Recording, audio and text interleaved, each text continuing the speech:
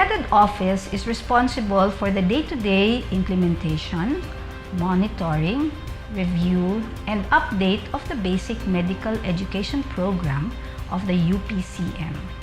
To improve the quality of our basic medical education program, we have subjected ourselves to internal and external accreditation. First, we have been granted the Level 4 reaccreditation status, the highest level of accreditation conferred by the Federation of Accrediting Agencies of the Philippines upon recommendation of the PAASCO. Second, we have been recognized by the Commission on Higher Education as a Center of Excellence in Medical Education. Third, we are currently undergoing a self-survey assessment in preparation for the ASEAN University Network certification. The added office has also facilitated the following. First, the change in the academic calendar from June to March to August to May. Second, the revision of the pre-medicine curriculum of the 7-year intermed program to incorporate a new general education program. Third, the change from a competency-based curriculum to an outcome-based curriculum.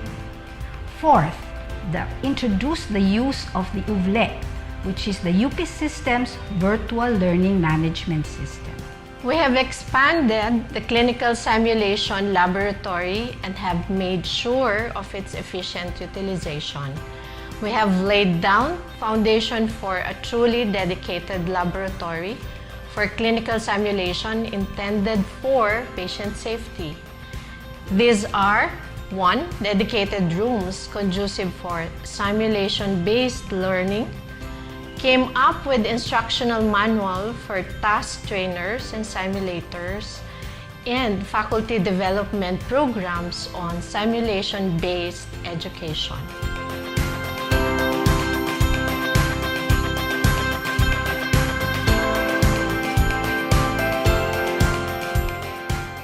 The regionalization program is the earliest form of return service scheme, which started in 1985, but only on a regional scale. And the office made a comprehensive review of the program after so many years of existence. We have fully tracked all of our graduates with the written contract, both the social and the assumption to serve and assumption of liability agreements, and we are continuing to track those with no written contract at all. And for those who have reneged on their obligation under the program, we are making sure that they are made fully accountable to what they owe the college. The 16th Dean inherited the responsibility of implementing the newly crafted return service obligation. The Office of the Dean initiated a total review of its implementing rules and regulations and fine-tuned it in order to effectively initiate the return service obligation. We believe that this is one of the big achievements of the Dean's Office. Currently, we're now monitoring the first 400 students who are in their 1 to 3 years of fulfilling the return service obligation. So far, so good.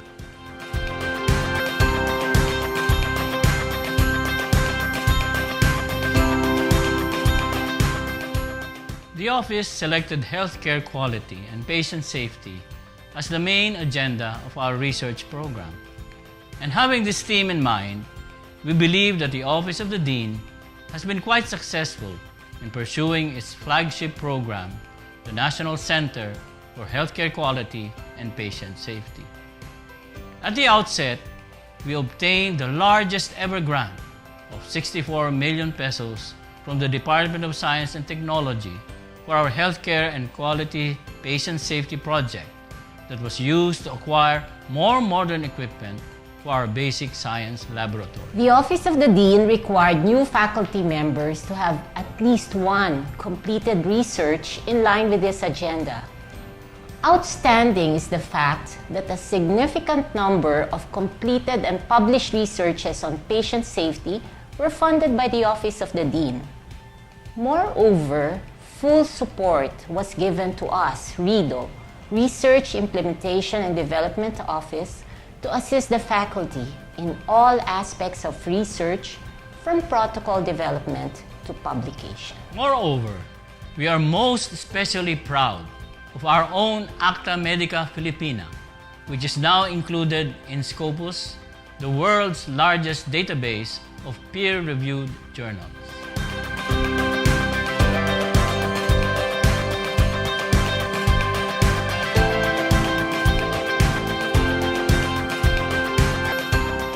Perhaps the biggest pride of the Dean's Office is solving the 4 decades of problem of our walks, our disreputable acronym for Faculty Without Compensation.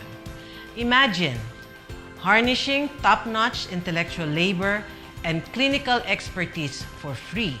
By thinking out of the box, the Office of the Dean, after a meticulous review, allocated 50% of the trust fund from the incremental tuition fee, what we call ITF, that is actually dedicated for faculty enhancement, both clinical and regular faculty. The Office of the Dean steadfastly rallied this cause to the Board of Regents, with many dissenting views on what the word enhancement and compensation means. And finally, after 2 years, the Board of Regents approved the granting of honoraria for faculty without compensation for the actual hours they have rendered based on their faculty loading. At the very least, our clinical faculty are partially compensated, in one way or another, for all the hard work they do for the college. And we can finally omit the term WOC. For our medical students, on the other hand, the Office of the Dean streamlined its scholarship from various sources. We closely coordinated with our patrons, donors, and systematized and prioritized the distribution of our scholarships to those who are truly in need. Along the same grain, the 12% allocation for student services from the incremental tuition fees has now been properly channeled to its purpose.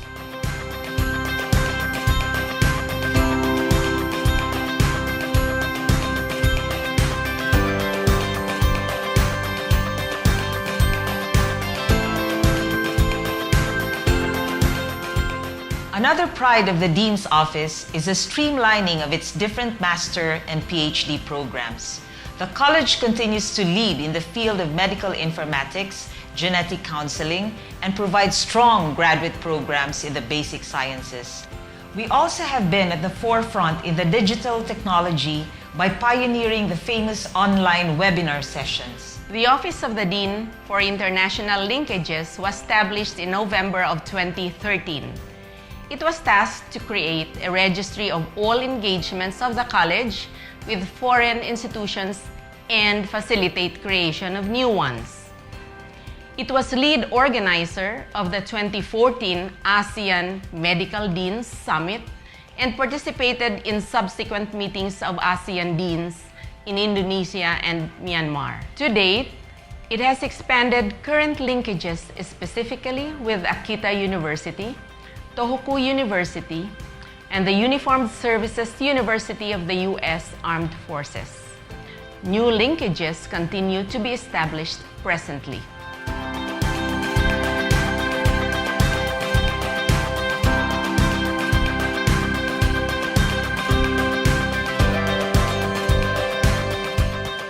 The Office of the Dean commissioned an in-depth study to review and analyze our admission processes for the last 25 years.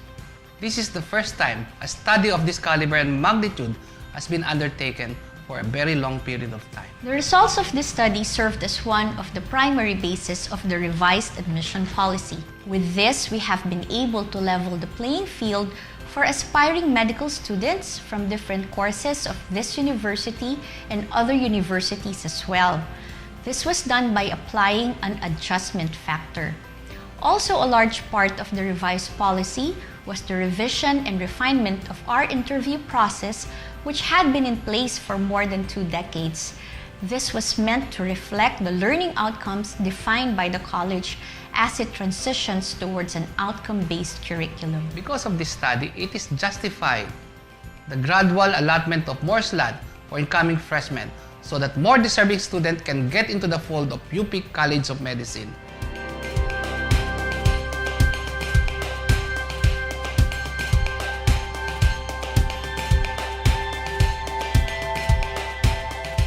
The Office of the Special Assistant to the Dean was created to play a critical role behind the scene.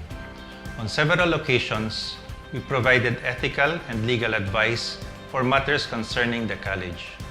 Some of the important tasks we accomplished were the settling of financial disputes with local bank on behalf of UPMAF and the completion of transfer of stock inheritance from a U.S. insurance firm by a foreign donor.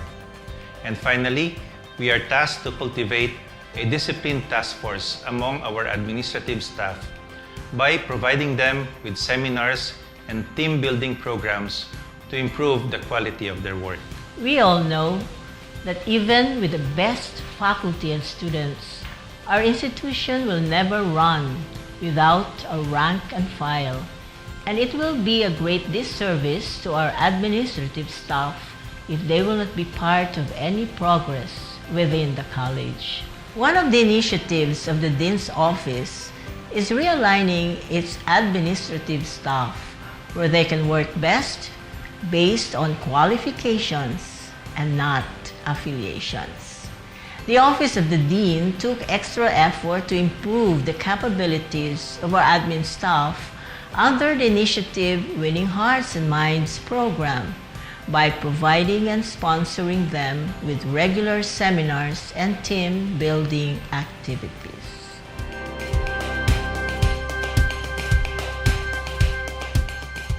We, in the admin staff and the reps, are very appreciative of the conducive working environment provided to us. I really believe that it has enhanced our productivity at work and sense of well-being.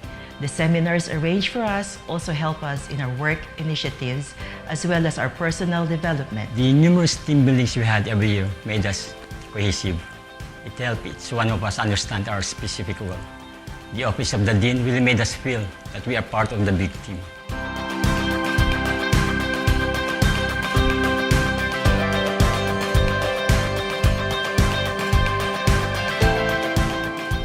The greatest challenge of the Office of the Dean is resource generation. And I think we have been very effective in tapping the altruism of our alumni in supporting the college in many ways. The success of the Resource Generation Office is very much attributable to the cordial and harmonious relationship of the Dean's Office with UPMAS and UPMASA.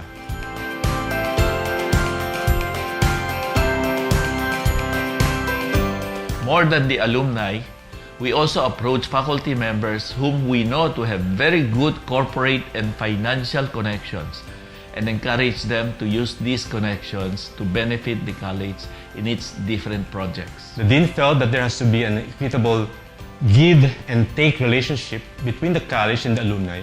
And I think it's very obvious that our alumni has generously given the college more than what they expect to get from it.